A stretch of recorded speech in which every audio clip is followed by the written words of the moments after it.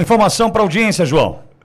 Assuntos internacionais, o conselheiro de Donald Trump, Jason Miller, se juntou a Elon Musk nas críticas recentes ao ministro Alexandre de Moraes do STF.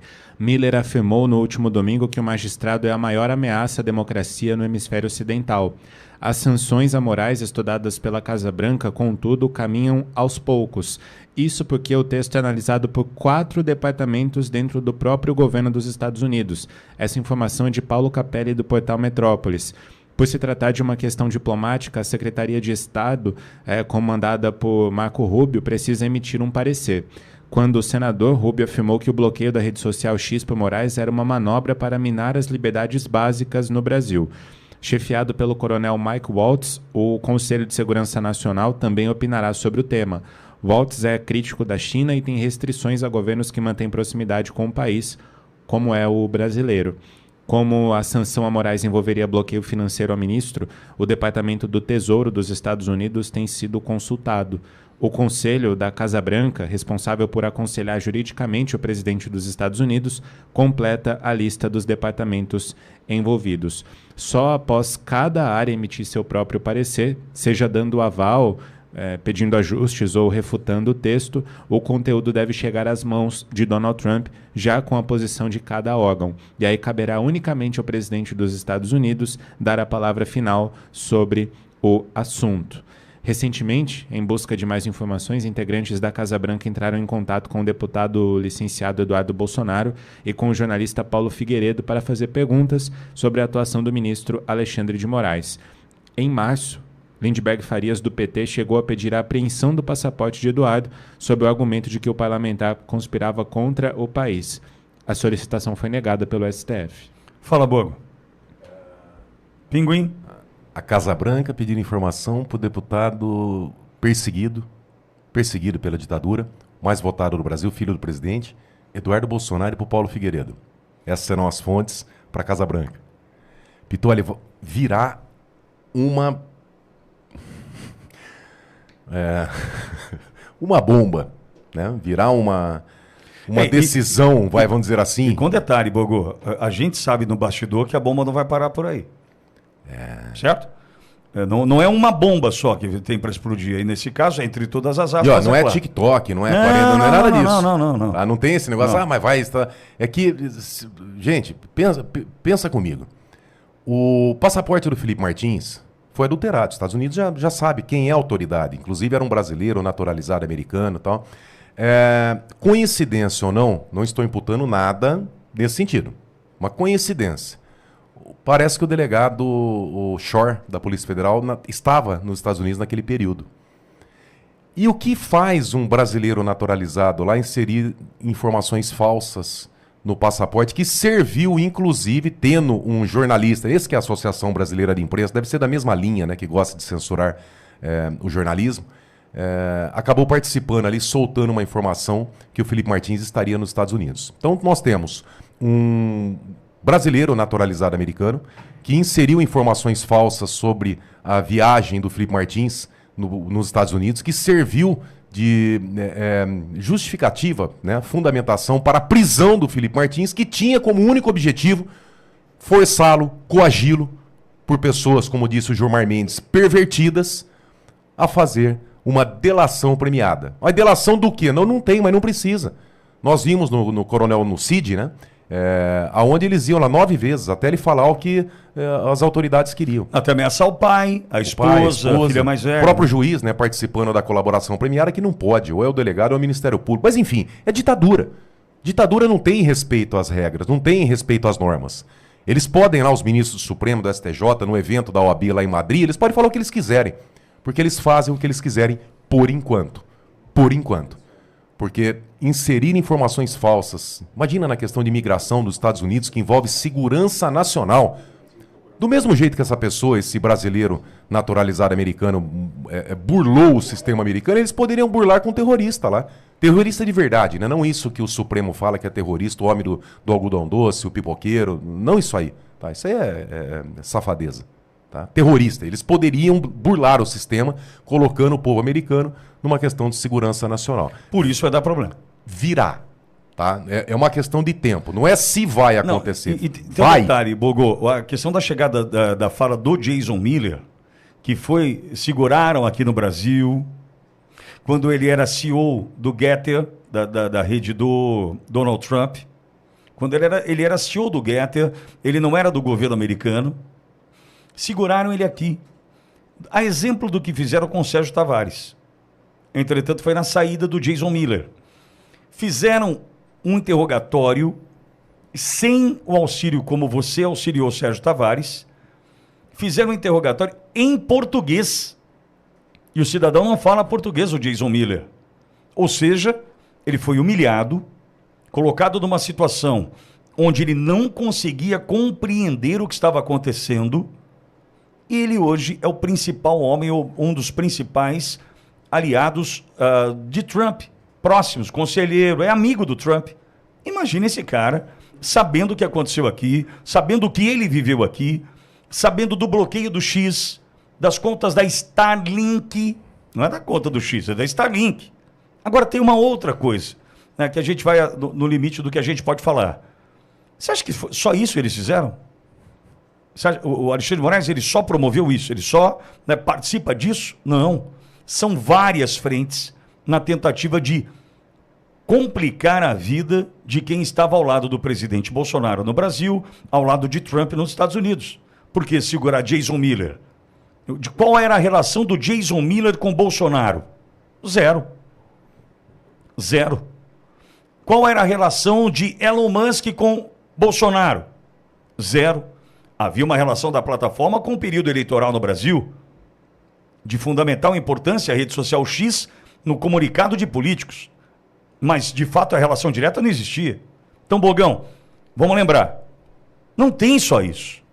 Por exemplo, e aí eu vou pedir para o Sérgio Tavares fazer um convite para quem nos ouve, que ele está ali pronto para fazer um convite. Bogô, onde está o pendrive com 6 gigas de informação do Glenn Greenwald? Você acha que isso aí acabou?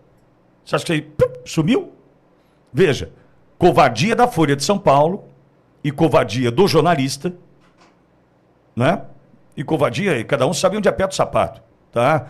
Foi ameaçado, quis parar, mas ele sabe o motivo pelo qual o Glenn desistiu de publicar o conteúdo do 6 GB.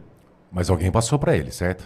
Alguém passou para ele. Porque ele não teve acesso diretamente. Não, alguém passou essas informações? Você não caiu do céu, não. E será que essa pessoa que passou essa informação para ele passou... Então, será que passou só para ele? Então, você acha que isso para por aí? É o que eu estou tentando mostrar aqui é o seguinte, nessa minha fala. O Alexandre de Moraes, as decisões que foram tomadas ali, não tem só um caminho para ser tomado. Não é só uma coisa acontecendo. Não é só a morte do Clezão, não é só a prisão de inocentes, você entendeu? Vituali, as informações que o Glenn, que ele tem, tá? A primeira informação que ele deu já foi bombástica, né? A respeito da manipulação, usa ele liberou quantos kilobytes ali? Certo. Nada, ele tem 3 linhas. Se ele foi, tá, ao que tudo indica, ameaçado para segurar, se houve covardia, imagina um jornalista que foi lá, o hacker da Lava Jato, fez tudo aquele estardalhaço, tem um currículo, aí ele se cala. Imagina o que não rolou, a pressão que não fizeram esse cara se calar. Porque é o nome dele, é a reputação dele. Não da Folha, porque a Folha, né, enfim, a foice. Mas desse jornalista é a reputação. Agora, imagina outro fato. Para fazerem essa pressão, para ele não falar, imagina o conteúdo do que não tem. Agora, seria muita inocência da nossa parte achar que só ele tem. Só o Glenn. Só ele recebeu. Vou mais longe. Vá. E se a pessoa que passou a informação para ele se resolver falar assim, ó, eu não vou mais passar para ninguém, eu vou falar. Existe a possibilidade. TikTok. Real possibilidade. Eu acho o seguinte, tá ficando divertido, mas eu sei que você, assim, né, como todos nós aqui, a gente quer resultado prático. Claro. Mas entenda, no domingo, Trump completa 90 dias de poder. Domingo, o cara completa 90 dias. E outra coisa. E olha só, o cara tá olhando para um todo. Né? E outra coisa. Esse problema não é um problema deles. Não. Isso é um problema nosso. Exato. Nós temos a esperança, nós cobramos, até porque eu falei isso lá atrás. Falei, eles ajudaram. A USAID ajudou aqui, o mecanismo, não interessa. São mecanismos americanos, eles têm que ajudar também, mas o problema é nosso. Não tem como a gente eximir o Senado, o Congresso, esses covardes que tem, tá, das responsabilidades e ficar também só esperando nos americanos. Nós temos que resolver os nossos problemas. Nós temos que cobrar dos nossos vizinhos, dos nossos amigos, dos nossos familiares para parar de colocar corrupto e canalha no Congresso. Vai ter eleição agora de 2026, aí chega lá um deputado porque mandou uma emendinha para a cidade, porque é o pastor da igreja, porque é isso, porque é aquilo, e coloca o canalha lá dentro de novo. Então, enquanto o povo não fizer essa análise, opa, pera um pouquinho, eu sei, mais uma vez eu falo, eu sei que é difícil, tá? Mas o político não vem de Marte. Não vê uma nave espacial aqui, desce, olha, esses são os políticos, quem bota lá é o povo.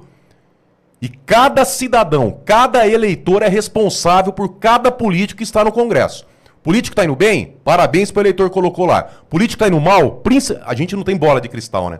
Às vezes coloca uma pessoa lá, a pessoa rouba, a pessoa desvia dinheiro. Ué, muda, troca o político. Agora, continuar votando em pilantra, tá? E falando a culpa são dos políticos, não, me perdoa. A culpa é de quem coloca canalha lá dentro. Quem vota em vagabundo tem responsabilidade nisso. Ô Edson, o vídeo de 2019, a facada 6 de setembro de 2018. Precisa fazer pausa no rádio? Pausa no rádio, a gente segue no YouTube da Auriverde Brasil. Edson, cuidado, isso vai dar ânsia. Ânsia. Mas eu preciso colocar. Aperta o play, Edson. Para sua base mais fiel, né? E aí eu vou trazer uma questão que é a seguinte: o senhor, há poucos meses, disse que a facada da qual o então candidato foi vítima, né, que seria mentira, não seria verdade. Eu queria saber se o senhor genuinamente acredita que o então candidato Jair Bolsonaro não sofreu uma facada e no que o senhor baseia, que tipo de prova, indício de prova? Eu não disse que não tinha tomado, eu disse que não acreditava. Por que o senhor não acredita? Mas você garante a mim o direito da dúvida? A questão é que o senhor é uma liderança importantíssima. Eu tenho suspeitas. Agora, se aconteceu, aconteceu. Presidente, assim como hoje o presidente Jair Bolsonaro diz que tem suspeitas que ONGs botam fogo na Amazônia, fala esse tipo de argumentação sem provas, o senhor acha que o senhor contribui para tornar o ambiente menos radical, menos tóxico de desinformação, ao propalar suspeitas sem indícios de provas? Deixa eu falar uma coisa para você. Eu falei com muita tranquilidade desde o dia que aconteceu aquilo, porque eu não vi sangue.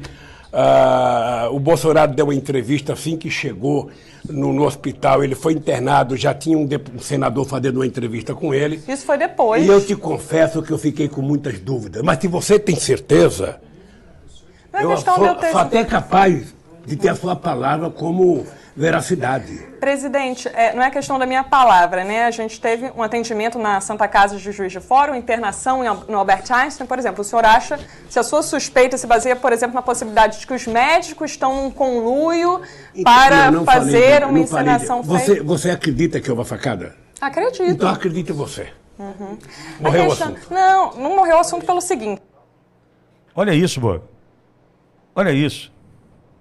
Você acredita que uma facada? Então eu acredito em você. Isso é um absurdo. Isso é um absurdo. Mas por que isso aí? Porque ele cria narrativa para os idiotas orelhudos saírem propagando, né? Para falar, não, foi fake news e tal. E quando ele é confrontado, que normalmente ele não é confrontado, né? Normalmente quem vai lá, a claque dele, que é os ditos, né? Os sedizentes, é um termo que um amigo meu dizia. Os sedizentes de jornalismo, né? Que são pagos, são canalhas que são pagos com dinheiro público ali para não apertar, né? E quando aperta é isso que acontece. Pitoli, esse ser humano é a personificação do mal. Tudo que esse homem defende, sabe, aborto, contra a família, os princípios que esse ser humano, da pátria, tudo que esse ser humano defende, você pode ver tudo voltado para coisa ruim, coisa do mal. Nós temos que nos livrar disso. Sabe? E livrar na política, no voto, tem que ser expurgado. Um homem desse tem que estar preso. Preso, cadeia. Não esse tempo que ele ficou lá num hotel 3, 4 estrelas lá em Curitiba, né? Onde tinha visita íntima, onde tinha lá as bebidinhas dele, todo dia recebendo gente. A Janja ia lá visitá-lo e não é advogado e até hoje ninguém falou nada, sabe? Ficou uma coisa normal. E isso tem que ser expurgado do Brasil. Nós não podemos aceitar a família brasileira que defende os valores, os princípios cristãos de Deus, de pátria, de família, de liberdade. Nós não podemos aceitar que seres humanos assim sejam os nossos representantes. No voto, a gente tem que tirar essas pessoas. Isso é a personificação do mal. Isso é uma pessoa ruim, uma pessoa maldosa, uma pessoa podre. Que ele menos quer o bem. Essa é a real. Quem é contra a família vai ser a favor do quê? Olha, precisa de muita oração. Muita. O Brasil precisa muito das mãos de Deus. Deus, tenho certeza, está ajudando, mas nós precisamos orar mais. Porque quando nós temos uma besta dessa, besta no sentido bíblico, à frente do país, não fica bom para o nosso país. Nós temos que orar muito.